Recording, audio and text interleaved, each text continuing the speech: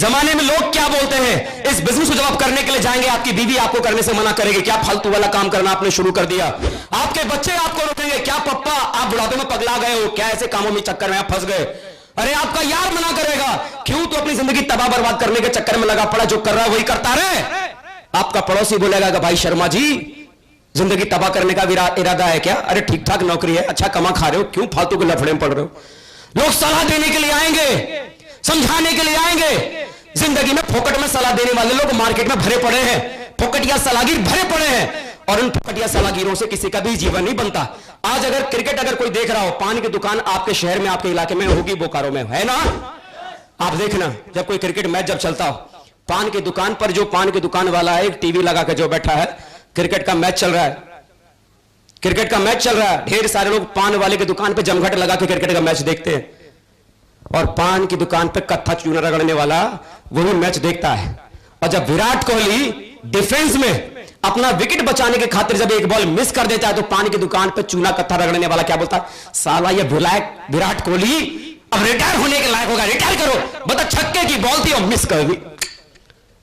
साला किसको दे रहा है, साला किसको दे रहा है, दुनिया के टॉप के बैट्समैन को।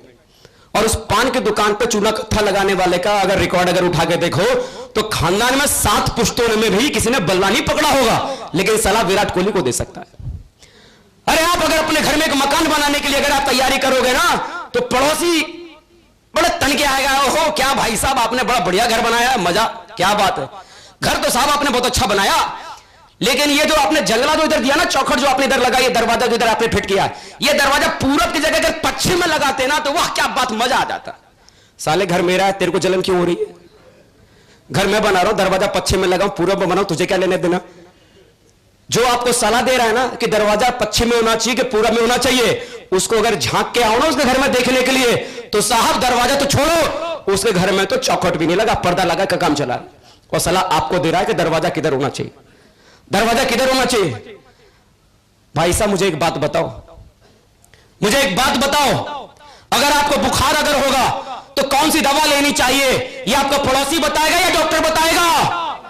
अगर आप अपने पसंद का अपने सपनों का घर अगर आप बनाएंगे तो वह घर में दरवाजा और चौखट किधर लगेगा, आपका पड़ोसी समझाएगा, आपका यार समझाएगा, या डिजाइन करने वाला वो आर्किटेक्ट समझाएगा। कौन समझाएगा, आर्किटेक्ट। सही सलाह के बदले में अगर कोई कानून में केस के चक्कर में अगर फंस जाओ तो हर आदमी आपको वकील बनकर सलाह देने आएगा, साहब ऐसा करो ऐसा करो, लेकिन सही सलाह देने के लिए कौन काबिल है जी, वो वकील साहब। फोकट में सलाह देने वाले लोग मार्केट में हर कदम पर आपको मिलेंगे, लेकिन इन फोकट में सलाहगीरों के चक्कर में फंसकर किसी भी आदमी का जीवन नहीं बनता, जबकि सही सलाह के बदले में भाई साहब फीस लगती है। डॉक्टर साहब भी आपको यह बताने से पहले कि कौन सी दवा खाने से आपकी बीमारी ठीक होगी, भाई साहब सिर्फ दवा का नाम लिखने के बदले में आपसे पैसा लेते हैं, फीस। हाँ कि ना, आपके सपनों का घर बनेगा कैसे, उस सपने के घर का डिजाइन बनाने से पहले आर्किटेक्ट आपसे फीस वसूलता है। हाँ कि ना, आपको सलाह देने के लिए कि भाई इस केस से कैसे निकलोगे, वो वकील साहब सलाह देने से पहले आपसे फीस वसूलते हैं। हाँ कि ना, सही सलाह के बदले में फीस लगती है, लेकिन फोकट के सलाहगीर तो मार्केट में ढेर सारे, ऐसे ढेर सारे सलाहगीर आपको मिलेंगे जो आपको सलाह देंगे कि भाई इसे करने से कुछ भी नहीं होता। जो लोग आपको सलाह देते हैं कि इसे करने से कुछ भी नहीं होता, तो इसका मतलब पहले से उनको 10-20 साल का एक्सपीरियंस होगा इस काम का, 10-20 साल उन्होंने पहले करके देखा होगा, और उनको पता होगा कि हाँ मैंने 20 साल किया था, मेरे से नहीं हुआ। क्या उन्होंने इससे पहले कभी कुछ किया क्या, ना, कुछ भी नहीं किया इस तरह का कोई भी काम, लेकिन सलाह देने में एक्सपर्ट है। पान का कत्था का चूना लगाने वाला भी विराट कोहली को सलाह दे सकता है, तो सामने वाला पड़ोसी भी आपको सलाह दे सकता है कि जी ये काम आपने करना शुरू किया है, ये काम आपके लायक है या नहीं। तो अल्टीमेटली किसकी बात सुनकर किसी आदमी की जिंदगी बदलती है, पड़ोसी की या अपने दिल की, किसकी सुननी चाहिए, अपने दिल की। मेरे भाई आज ये बिजनेस आपकी जिंदगी में आपके पास एक मौका बन के आया है, जरूरी नहीं है मौका आपकी जिंदगी में जो आज आया है ये मौका जिंदगी भर बार बार ये मौका आपके पास में आएगा। जब बात मौके की ही चली है तो एक बात मेरे दिमाग में याद आई है, एक एग्जाम्पल मेरे दिमाग में याद आया है। दरअसल एक किसान था, एक किसान, एक नई उम्र का एक लड़का था। लड़का समझते हो, मेरे जैसा जवान सा नहीं, मैं तो थोड़ा सा काला शाला सा हूं, एक बढ़िया हैंडसम सा मॉडल टाइप एक लड़का था। और आजकल देखते ही हो आप, नई नई बीमारियां लगती है लोगों को, तो आजकल में लगने वाली जो नई वाली जो बीमारी थी ना, वो उसे लगी हुई थी, लबेरिया, मलेरिया का चचेरा भाई, लवेरिया था उसे, एक लड़की के साथ में दिलो जान से उसको मोहब्बत करता था। उसके लिए बड़े बड़े कस्में और वादे खाए थे, जीना तेरे लिए, मरना तेरे लिए। अरे फूल और कांटे की तो छोड़, चांद सितारे जमीन पे तोड़ के जमीन पे तेरे कदमों में बिछा दे। अरे ये जन्म तो छोड़, अगले 7 जन्म का कॉन्ट्रैक्ट आज ही बना दे। लोग लैला मजनू को क्या याद करेंगे, उससे बड़ा किस्सा कहानी हम बना के दिखाएंगे। अरे लोग हीर और फराद को भूल जाएंगे और हमारे नाम के गाने गाएंगे। बड़े बड़े कस्में वादे, जीना तेरे लिए, मरना तेरे लिए जमाना छोड़ दूं, खुदाई छोड़ दूं। इतनी बड़ी बड़ी बातें उसके साथ में की। और एक दिन वो लड़का बड़े जोश में था और उसने उस लड़की से बोला कि चल आज जो होगी सो होगी, आज तेरे बाप के पास में जाता हूं, आज तेरी शादी का बात तो फाइनल कर ही डालता हूं। एकदम डन। बड़े तैश में था, बड़े जोश में था। वो गया लड़की के बाप के घर पर, दरवाजे पर उसने दस्तक दी और एक लगभग 55-56 साल का एक बुजुर्ग सा एक व्यक्ति दरवाजे से बाहर आया। बोला हाँ जी क्या बात है। तो बड़ा डरते डरते, चला तो गया था जोश में, लेकिन बड़ा डरते डरते हिलते हुए उसने बोला अपने आप को संभाल कर, जी देखिए मेरा नाम यह है और मैं आपकी बेटी को दिलो जान से चाहता हूं और मैं उसे शादी करना चाहता हूं। यह बोलने के बाद एकदम उसने आंख बंद कर लिया। अब उसको लगा बेटा अब पढ़ेगी, खूब पढ़ेगी, मनी मन सोच रहा था। तो इतने में बुजुर्ग व्यक्ति बोलता है कि अच्छा आप मेरी बेटी से मोहब्बत करते हैं। बोला हाँ। शादी करना चाहते हैं। बोला हाँ। तो बोला ठीक है आप कर सकते हो। हैं कर सकता हूं, आपको कोई एतराज नहीं? बोला ना। सच्ची में? बोला हाँ। सही में? बोला हाँ। अरे वो तो खुश, उसने ये भी तय कर लिया हनीमून कहां मनाएंगे, मनाली में, बच्चे होंगे तो नाम क्या रखेंगे, सब सोच डाला। बोला अब सारा मामला फिट हो गया। लेकिन इतनी देर में बुजुर्ग बोलता है कि देखो जी आप मेरी बेटी शादी करना चाहते हो, मुझे कोई एतराज नहीं है। मैं देखो एक मामूली सा किसान आदमी हूं, बस मेरी एक शर्त है। अब जैसे उसने शर्त का नाम लिया, अब आदमी लड़का घबराने लगा कहीं ऐसा ना हो इसका बाप अभी बोले चल सितारों को तोड़ के जमीन पे लेके आ। लड़की ने बोल दिया और चुपचाप से तो अच्छा कौन सी शर्त है जी? तो किसान आदमी कहता है, बुजुर्ग आदमी कहता है कि देखो जी मैं बड़ा छोटा सा किसान आदमी हूं और मेरे पास में खेती बाड़ी करने के लिए कोई ट्रैक्टर ट्रॉली नहीं है। देखो मेरे घर के बाहर वो झोपड़ा दिखाई दे रहा है ना, टूटा फूटा सा। बोला हाँ। बोला उस झोपड़े के भीतर मेरे पास में 3 बैल हैं। क्या है जी? 3 बैल हैं जिससे मैं खेती करता हूं और वो मेरे तीनों के तीनों बैल उस झोपड़े में बंधे हुए हैं। बोला फिर? बोला फिर क्या, मैं उस झोपड़े में जाऊंगा और एक एक करके उन बैलों को छोड़ूंगा। अगर आपने एक भी बैल की पूंछ अगर पकड़ ली तो मेरी बेटी आपकी। बोला बस इतनी सी बात? बोला हाँ। सच्ची में? बोला हाँ। ओहो वो तो एकदम खुश, मजा आ गया, हनीमून का भी सोच डाला।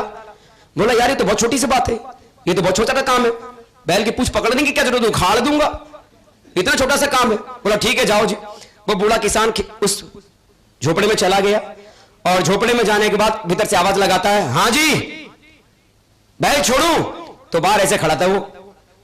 बोला इसमें पूछने वाली कौन सी बात है, जल्दी छोड़ो बापूजी, बैल की पूंछ पकड़नी है और शादी करनी है, 7 फेरे लगाने। तो एकदम तैयार था कि बैल भी आएगा, उसकी पूंछ पकड़ लेंगे, काम हो जाएगा। दरवाजा खुला झोपड़े का। जैसे ही दरवाजा खुला तो देखो ये बाहर आया। जैसे ये बाहर आया बोला हाँ ये बैल है, बैल का पप्पा है। दौड़ के लपक एकदम साइड में हो गया। बोला बैल बाप जाओ। बोला भाई ये बैल है? बोला ये अगर मेरे बराबर से अगर निकल जाए तो मैं तो पता नहीं इस दुनिया में रहूंगा या उस दुनिया में चला जाऊंगा। बोले जा भाई जा। वो बैल आया और चला गया। तो भीतर इधर आता है साइड में, थोड़ा तैयार नहीं था, किसान ने मेरे को बेवकूफ बना दिया। बोला छोटा मोटा किसान, छोटे मोटे किसान के बैल ऐसे होते, बेवकूफ बना दिया। वो थोड़ा वार्म अप नहीं कर रखा था मैंने, थोड़ी भी तैयारी व्यारी नहीं कर रखी थी। मां कसम तैयारी कर रखी होती तो इस बैल की क्या मजा मेरे बगल से निकल जाता। फिर भीतर से उस किसान ने आवाज लगाई हाँ भाई दूसरा बैल छोड़ू? तो इसने बोला हाँ छोड़ो।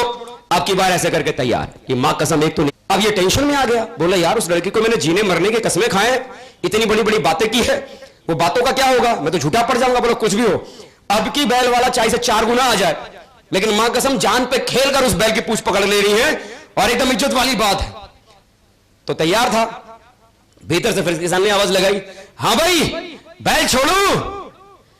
तो उसने बोला हाँ हाँ छोड़ो। अब तो एकदम पतलून पतलून एकदम टाइट वाइट करके ऊपर के शर्ट के बटन सब खोल खाल के कि बोला अब इधर से आएगा इधर पकड़ लूंगा, इधर से आएगा इधर पकड़ लूंगा, मां कसम अब की बार नहीं छोड़ूंगा। एकदम रेडी था, बस आए, बस खाली पकड़ ही लेना है। दरवाजा खुला। अब इधर थोड़ी आएगा, तो मैं बताऊंगा हर बार इधर क्यों आएगा। जैसे दरवाजा खुला एक मरियल सा एक बैल उसमें से बाहर आया। ऐसा वाला बैल जिसकी हड्डियां और पसलियां सब बराबर दिखाई दे रही थी। ऐसा लग रहा था पता नहीं कितने महीने से उस बैल को खाना पानी नहीं दिया। जैसे ही उस लड़के ने उस मरियल से बैल को देखा, बोला ये बात, पहला वाला मामला तो अंत में छोड़ा, इसी को पहले छोड़ देते तो मामला पहले रफा दफा नहीं हो जाता। देखो कितना बेवकूफ किसान आदमी। बोला चल कोई बात नहीं, छोड़ा तो छोड़ा, आप तो छोड़ दिया। तो बोला बैल महाराज जल्दी आओ, 7 फेरे लगाने का सवाल है।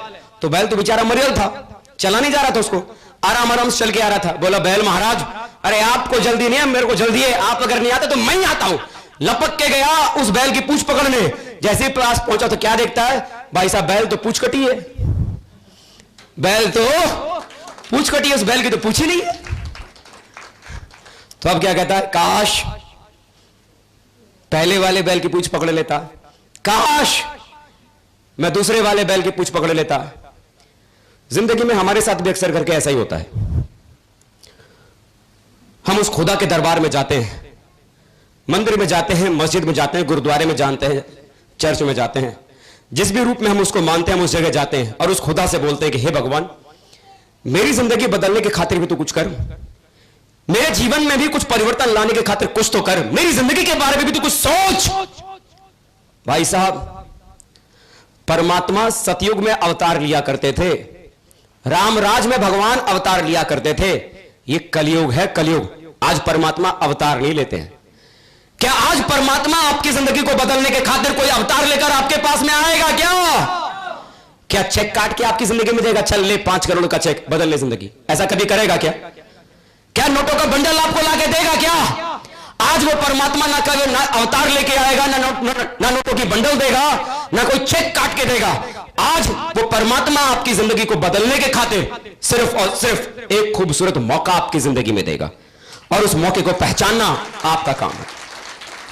वो मौका आपकी जिंदगी में देगा और वो परमात्मा जब हमारी जिंदगी को बदलने के खातिर कोई एक मौका हमारे जीवन में देता है तो हम क्या कहते हैं, ये वाला थोड़ा मुश्किल सा है, इसमें टेंशन ज्यादा है, ये थोड़ी दिक्कत वाला काम है, ये भगवान एक काम करना, अगली बार कोई मौका देना तो मां कसम आग लगा दूंगा, आग।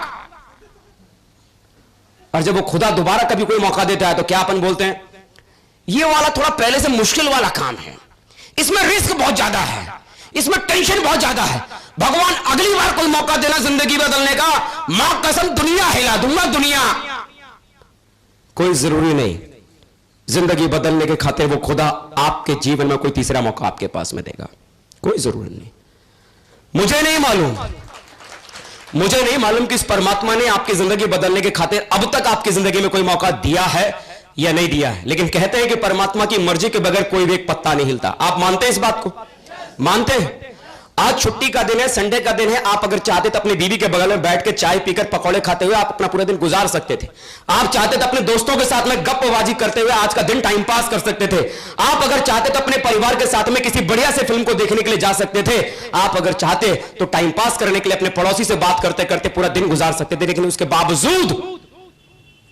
बावजूद आज आप यहां बैठे हैं। इसका मतलब यहां आप अपनी मर्जी से नहीं, वो परमात्मा जिसे आप मानते हैं, जिससे आपने मांगा है, धूपबत्ती जलाकर, मोमबत्ती जलाकर, अगरबत्ती जलाकर, हे परमात्मा, हे खुदा, हे ईश्वर, मेरी जिंदगी बदलने के खातिर कुछ तो दे मेरी लाइफ में। ये मौका जिसे आज आप सुनने के लिए, देखने के लिए यहां पर मौजूद हैं, ये मौका उस परमात्मा की देन है जो आज आप यहां पर बैठे हुए हैं। ये उसने आपके हाथ में दिया है, आप अपनी मर्जी से यहां पर चल के नहीं आए, आप अपनी मर्जी से इस हॉल में अभी तक बैठे हुए नहीं है। बहुत सारी कुर्सियां आप लोगों के बीच में से खाली हैं, जिन्हें परमात्मा को देना नहीं था वो कुर्सियों को छोड़कर वापस चले गए, लेकिन उसके बावजूद यहां अब भी बहुत सारे लोग बैठे हैं। क्यों? क्योंकि वो खुदा कहीं ना कहीं चाहता है कि आप अपनी जिंदगी को बदले। ये मौका आपकी जिंदगी में उस खुदा की देन है, ये मौका उसने आपको दिया है। इस मौके को अगर आपने पहचान लिया और इस मौके के भीतर काम करके अगर आपने अगर करके दिखा दिया तो जिंदगी में आने वाले कल में आप भी कहेंगे कि परमात्मा तूने मुझे एक मौका दिया था, देख मैंने करके तो दिखा दिया। परमात्मा ने मुझे मेरी जिंदगी में दिया, मैंने करके दिखाया। उस खुदा ने आपको आपकी जिंदगी को बदलने का मौका दिया है, आप भी अपनी जिंदगी में कुछ करके दिखा सकते हैं, कर सकते हैं। यस या नो? वीडियो अगर अच्छा लगता है तो लाइक करें एंड शेयर करना चाहिए तो शेयर करें, और आप ऐसी वीडियो लगातार चाहते हैं तो हमारे चैनल को सब्सक्राइब कर लें और बेल आइकन को प्रेस कर दें और ऑल बटन पर क्लिक कर दें ताकि हर एक वीडियो आप तक पहुंचता रहे।